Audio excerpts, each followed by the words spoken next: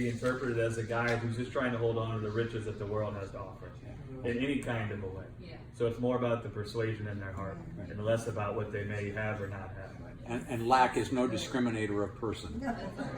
Yeah, yeah, yeah. I mean, this is where it's actually. The gospel's gotten twisted for us. We got so consumed with our behavior. We've interpreted all the verses as behavior, behavior, behavior. So when we say the forgiveness of sin, we think the forgiveness of our bad behavior. Yeah. Right? But it's actually supposed to immediately bring to your mind the sending away of death. The sending away from you of the death that's in the world. Right?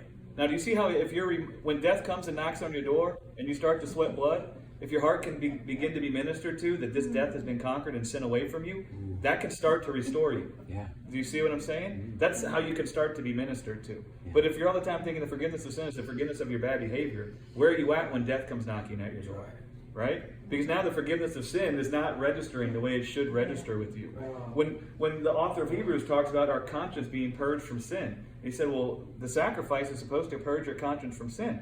And if it actually could have worked, you would have no longer been offering the sacrifices. Right? And so the sacrifice of Jesus was designed to purge our conscience from death.